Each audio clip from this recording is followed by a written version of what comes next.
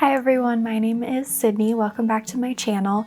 I wanted to take a quick second to say thank you so much for all of the comments that I've received on my ADHD video about the symptoms that went unnoticed. I had no idea that so many people could relate, and that was honestly my goal when I made that video, is because I didn't know, and so I wanted other people to be able to understand and commiserate, and that's exactly what ended up happening. So I really appreciate all of the comments, and if you're someone who commented about being in the process of being diagnosed, my heart goes out to you and I wish you the best of luck. I also wanted to say that I checked recently, and as of right now I have 29 subscribers, and that is honestly way more than I thought I would ever have. So thank you so much if you subscribed. I will do my best to put out this type of content regularly. I will say my brain is kind of buzzing with ideas right now. I feel like every day I think of something new that I could talk about, and sometimes I get a little bit overwhelmed. So if you've noticed that I take a little bit of a break sometimes, that's why. It's just because I have so many ideas that I get a little bit overwhelmed. So today and this past week I've really been thinking about why so many of my ADHD symptoms went unnoticed, and I realized that this is actually a recent discovery that everyone in my family has ADHD, and I think part of the reason my symptoms went unnoticed for so long is because no one in my family considered my behaviors or little quirks out of the ordinary, because everyone was doing a variation of them. We were all kind of presenting the same behavior, so in my family it was the norm. My mom was diagnosed shortly after I was with ADHD, and actually, had I not been diagnosed, I'm not sure that she would have been either. My psychiatrist who diagnosed me told me that a lot of women and adults get diagnosed after their children are, because it tends to run in families. So that kind of made me sad that my mom didn't have that validation and confirmation until she was in her 50s, but she's rolling with it the best she can, and she's learning every day, and I'm really proud of her. So I just wanted to make this video and just kind of talk about some things that were common in my family that occurred because every single one of us had ADHD. So the first and most common thing I think that probably anyone with ADHD will be able to relate to is that our house never stayed clean. We would have cleaning parties where we were all like, oh my gosh, the house is a disaster, we all need to clean. So we would all spend a day cleaning. However, with ADHD, it's extremely hard to set and maintain habits. So we would clean, and it looked great for a little while, and then it would go right back to where it was. And we would always complain about it, either together or individually. Oh my gosh, we need to have a routine, we need to have a habit of cleaning our house. We never did. I live with my family currently, and we clean, and it goes right back. And I've discovered that that's okay. It's okay if it gets into a little bit of a disastrous place. We just have a big cleaning day and we reset it. But that habit will probably never be second nature to any of us. And that kind of leads into the second thing, which is family habits were just nearly impossible. Usually my mom would get an idea okay, we'll do bedtime reading every single night, for 15 minutes before we go to bed, we're all gonna read together. And usually that would last a few days and then it would just stop. Or now that I'm thinking of it, my mom usually came up with most of the ideas. She would have a specific dinner routine, or she would want us to have a family game night regularly, and we usually all agreed, we were all enthusiastic about it. We could never ever maintain the habits, and so through the years we would get these same ideas and we were like, okay, let's make it a habit. Never happened.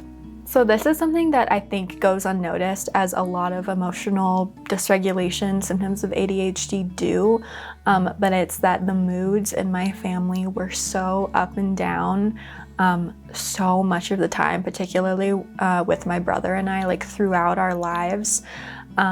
We were just kind of on and off. We were really reactive, particularly around each other, and we would be like so excited to go do things, and then one little thing went wrong and we immediately like didn't want to go anymore. And that's kind of a like, oh, you get the dopamine rush of being so excited to go do something, and then like your dopamine drops a little bit and you're like, I don't want to go anymore. My dopamine's all gone. So that's something that I still have. I think my brother's gotten a little bit, it's gotten easier for him. He's a little more even keel, but that's definitely something. And that was something that we would be like all collectively excited about, and then something would go wrong and we would all kind of lose motivation, unfortunately, and that was a common theme. So I was just looking at my notes, and this one kind of makes me laugh because like if you were to make a sitcom or like a reality show about my family, it would be I don't know, it would just be really funny because we will never be caught paying attention to the same thing. Like whenever we played board games, I don't think the four of us could never sustain the same amount of attention to the board game for the same amount of time. Usually one of us would tap out sooner than the others, and then once one was down, the rest would go. It was like dominoes. I would get bored and I would want to go play with my Barbies or something, and my brother was like, well, if she's gone, I'm gonna go. And it was like the intrinsic enjoyment of playing the game was not enough of a dopamine boost for us, I guess. And we had to go like fixate on our special hobbies, and that was kind of the thing with our like interest and reward systems. If it's not like specifically what we were interested in, we were not interested in doing it, and none of us had the same like specific fixation, so it was really hard for us to like do anything together that we all equally enjoyed. I feel like this one is maybe very niche for my family in particular, but one thing about us is to this day, we will always have some source of something going on in the background of any task that we're doing. So like for me, it's usually music. I have to have music playing when I'm doing anything. And most of the time I try to listen to my headphones so that I'm not bothering anyone. My brother would constantly be listening to YouTube videos growing up, and he did not wear headphones, and it drove me crazy. But he would just always be listening to that, and mine is music. Like when I'm doing makeup, when I'm cleaning, when I'm doing homework, when I'm doing absolutely anything, I will have music on my phone, on the TV, on a speaker. It's just like this little source of stimulation that keeps my mind going. It reminds me that there's like something else going on that I can focus on, and it kind of keeps me from focusing on any task like too much, so I don't have to think about it too much. For my mom, it's movie and TVs. She will start a task, she's like, okay, I'm turning on a movie. And that's just kind of what we've gotten used to. She and I will try to like body double together. We're like, we're gonna sit in the living room, get some things done. What do you wanna watch? That is always the question that we ask. Because usually we turn on like Friends or something, something that we've seen before, because if it's something like new and novel, we'll focus on it. So it has to be something we've like seen before, kind of like old news playing in the background. And yeah, maybe that's unique to our family, I don't know, but I just thought it was funny. Okay, another thing I wanted to talk about is kind of like delayed auditory processing / not paying attention. And this is something that really drove everyone crazy about each other in my family, because it was really hard to like talk to any one person. There was like a 50% chance that they were actually listening to and focusing on what you were saying. I would talk to one of my moms while she was, first of all, I didn't have a great sense of when someone was busy, and that's kind of a theme in our family. We need to tell someone like right then and there because we get excited about things. So we don't really wait for people to be done with things. But I would like go talk to my mom while she was working, and she did not process what I was saying. Or I would go talk to my brother about something, not listening to what I was saying. And there's usually like an auditory delay. And that was something that used to really bug me when I was a kid. I would tell my mom something. She could fully hear me, and usually she did like understand what I was saying. She would say, "What?" And then it took her like a few seconds to process what I was saying, and she knew what I had said. And I was like, if you knew what I said, why'd you say what? But it's like a delayed processing thing. And yeah, it's okay now.